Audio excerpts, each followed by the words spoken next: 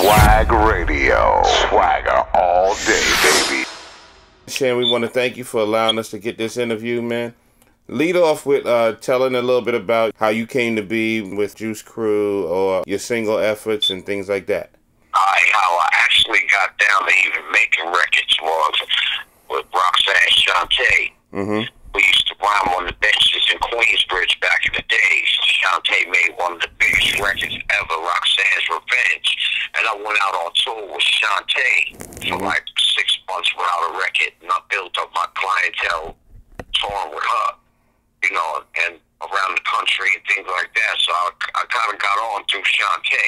Mm-hmm. Shante was like the mother of all of us. Kane, Biz, you know, if it wasn't for her career blossoming like it did, then I don't think there would be a Shan, a Biz, a Kane. There might be, but it might, you know what I'm saying? But it was Shantae's fame that really took and catapulted us to that forefront. Yeah, that's what's up. She was a big influence on me. I actually used to DJ for years. I believe I had every cut any of y'all pull out, man. You, Craig G, Shante, you know, everybody, really. One of the biggest ones for me was the Marley Scratch.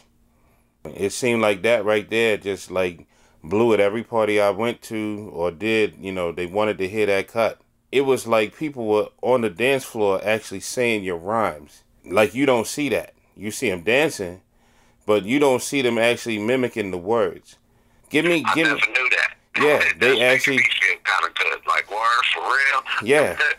I think that was a time when it was important to learn the lyrics, but I think something with your lyrics, they just really gravitated towards that. Around the time when I came out, it was like a change of the, you know, the styles. It went from barber to barber, dang to dang, and all of that, to get a little bit more intricate with the lyrics and saying something that's slicker than just some rhyming words. You know what I'm saying? Making metaphors and things like that. You have to step your game like the game is going different now, where you don't have to be so complicated. I don't think these kids can grasp onto a thought very long. So it's just like, boom, you know. So yeah. Back then, we was coming with different styles, and it was going more complex, telling stories and metaphors, lyrics, and crazy mess going on. You know. This is Train. Like one of my favorite songs of all time, not just of yours, but "Left Me Lonely." And it seemed like you was like the pioneer, one of the first artists, hip-hop artists, to do a song of that nature. What made you do that? Because, like you said, she ran with another man that left me alone. Yeah. And I tell her to this day, I say, you know what? I'm glad you did that because that made one of my biggest records ever. So I thank you for that. But you still ain't getting none of this bread. Yo, and not only that, you know, Juice Crew got into battling and everything, and one of the biggest battles was with BDP, and you were like the front man. To me, the battle is the purest, most sincere form of hip-hop itself. And I was one of those that just didn't care, wanted any and everything. If you Yeah. took my beat, I'm going to get at you. If you said something like me, I'm going to get at you. The only mistake that I did make, and if I would go back, I still wouldn't change it because the way the battle and all of these things came out to be is still great to me.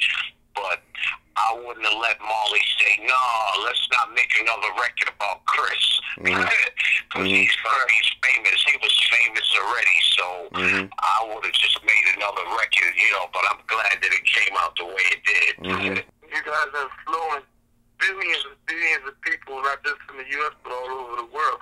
How does that make you feel when you first went overseas and kids who could barely even, some kids who couldn't speak our language just was rocking to your music? Alright, so back then, see, now when these kids do this, you don't hear them say it's for the love of the music. You hear them say, I'm doing this to get paid. Back then, it was for the love of the music, and then to be able to travel. And what I like doing is, we do this on the block anyway, and you get money. So it was like, all of that was fun. It didn't even, no thoughts like you're saying it. You know what I'm saying? It was just like, wow. You know? I mean, later on in life, you grasp like then the things that we were doing, you know, the kids from the hood wasn't doing that, flying around the world, you know, so we didn't pay attention of what impact we was on people at that point. We were just doing what we do. Mm-hmm. And only years later we find out, oh, this had an impact on this person's life. Or this song, this person, I felt the way you felt on Left Me Lonely, shit, except for the 9mm. Mm-hmm. You know what I mean? Mm-hmm. It was for the love of the music that we did this. And it was like, oh, and you get money too? Oh, hell yeah. Being that you know that this influence is out there, you still performing and touring, or what's actually going on with you now? Well, I'm performing. I've been performing an awful lot lately. Mm-hmm. And even when I'm not performing, I'm hosting something. And I might perform one or two songs because I cannot see somebody that's a fan of mine that loves my music so much. And I'm just there to host, and I don't bust one song or two for them. You know what I'm saying? Mm-hmm. So I'll be doing this. I've got something coming up the 31st, something on the 7th. I just came home last weekend from North Carolina, the NCAA, whatever the heck that was.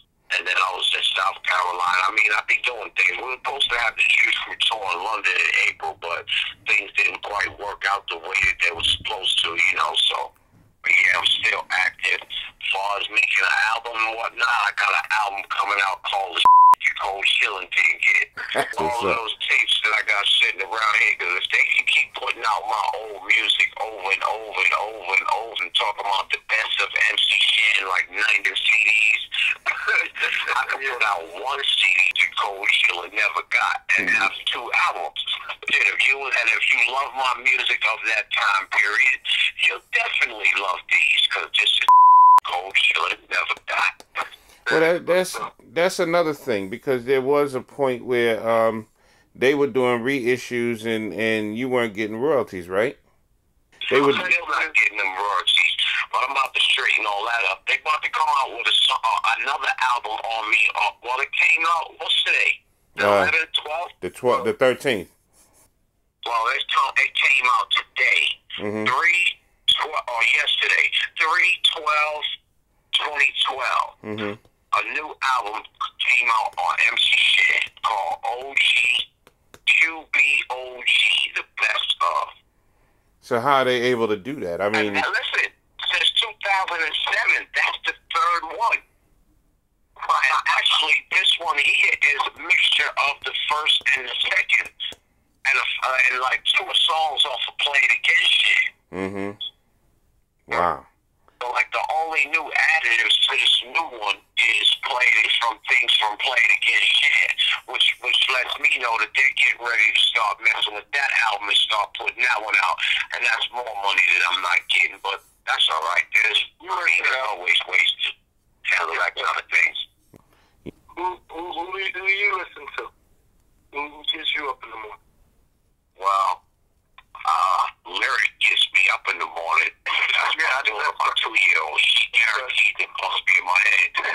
I really like to listen to some Young Jeezy stuff. Okay.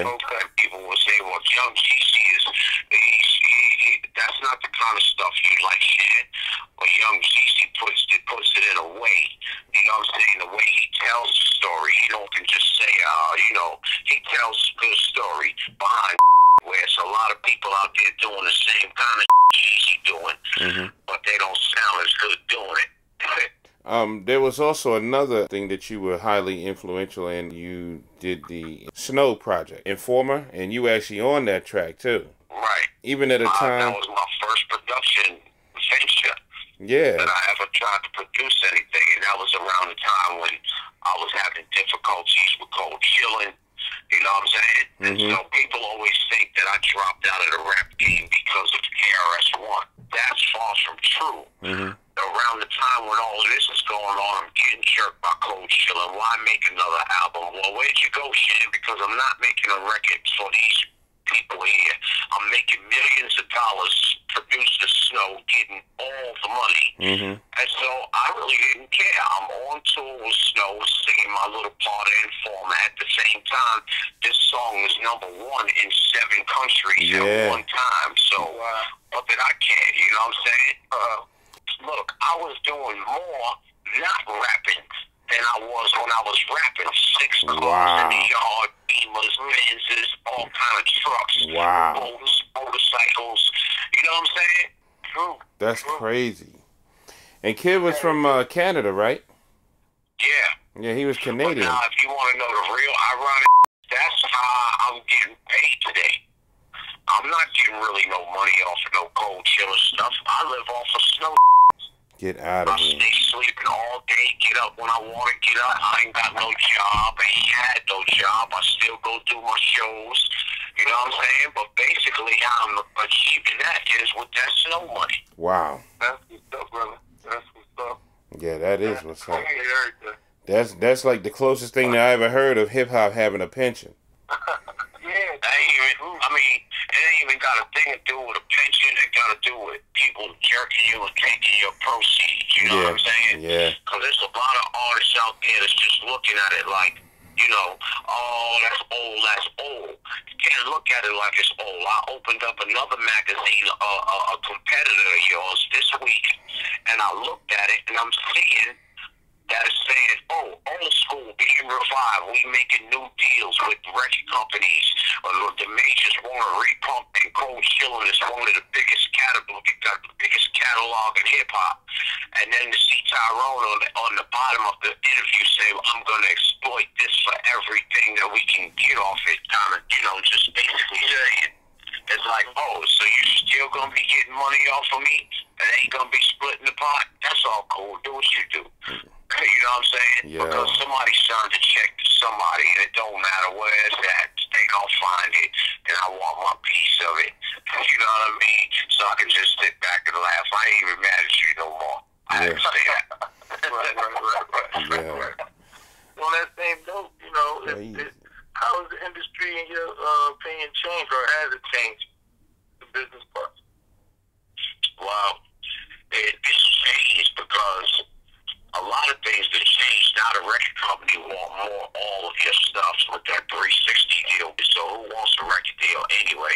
You know what I'm saying? You want a piece of my name. You want a piece of my firstborn. You want one of my socks. You know what I'm saying? Who wants that? Wow. You know what I mean? They want part of your show money. How y'all living? Y'all ain't brought enough? Yeah. You know what I'm saying? Yeah. Then it used to be like, you know, with the deals, which you used to get, all right, let's say you get a $200,000 or $500,000 budget, let's say just on that, right? Now, you paying them back at 50 cents a record, they making $19.99 for, let's say, just $10.99 on the record, and you paying them back at a quarter of the time. By the time you done repaid them, they done made $19 million off of you. You repaying them at the little $1 rate that you making off your album. Wow. Please. That's robbery from the beginning. Yeah. So now it's some 360. But with the internet, they screwed their whole game up because the individual can go and put their stuff on iTunes or something like TuneCore and still come off and get all the bread. And be an envy. Yeah. And see, there's another thing that I'm happy my music came out when it did, because I'm getting checks that some of these cats ain't gonna get for the next 20 years. Yeah. Right, sound exchange and stuff like this where they playing your joints on the radio.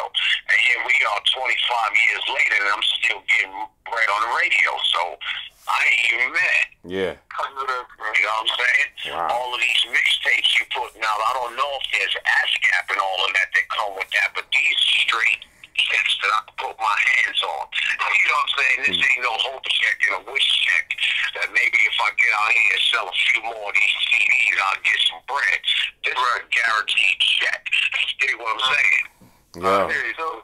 So what type of advice you got for new artists that are out there now becoming? Definitely get your stuff copyrighted and make sure you get affiliated. Yeah, get your head in the business, yo. Forget all of that. I just want to be a rapper. I want to be an artist and let this one take care of the business. Yeah, you're going to have figureheads to take care of certain business, but be into the middle of what they doing. Know what they know. You know what I'm saying? Yeah. Because it's like certain incidences where I'm not going to mention no names, but I'm going to put this kind of stuff out there. You get people that want to sabotage your careers. You see what I'm saying? I'll say the group.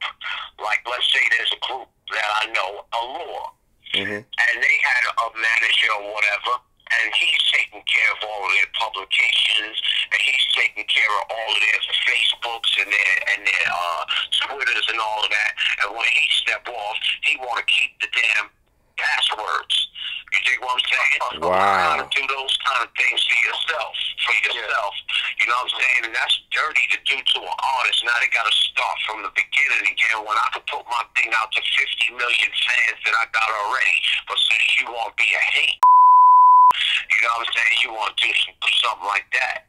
So what I say is just learn all of your own things. Learn every aspect of the business. At least be basically able to just comb through a couple of words and know that somebody's not reading you bull crap. Yeah, for real. Yo, now speaking of Allure, we did get a listen to Butterflies, man. Yo, you killed that. Go ahead. Yeah. Yeah, I still sound the same. I'll be trying. Our boy is D Moet, man, and he like flashed it to us, and Cass played it for Train the other day, and he was like, "Whoa," you know. Yeah. I mean, you brought it right back, man. It was like you never even missed a beat, man. I didn't. I just been watching people. I just been sitting back and watching, like, yo. Yeah. Alright, y'all doing what y'all do. It's a time and a place for everything. And I'm not going to come in fighting and arguing for no spot that I already got. You know what I'm saying? I'm not going to make no noise. I ain't going to call a commotion. Coach still never got. You're going to sit on this room that already belongs to you, brother. That's all that is. That's right. Yeah, I know for a fact, man, there's movements being made today with a lot of these new artists and everything, but not always as big as, to me, as the Juice Crew. No.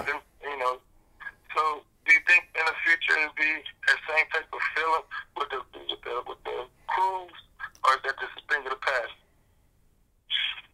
Look, the way people are coming in now, and if you don't got a lot of money behind you, you're going to come in and phase out. You dig what I'm saying? Yeah. I mean, the span of your career is like real quick nowadays. To call you old and washed up 2 days later after you come out with your joint.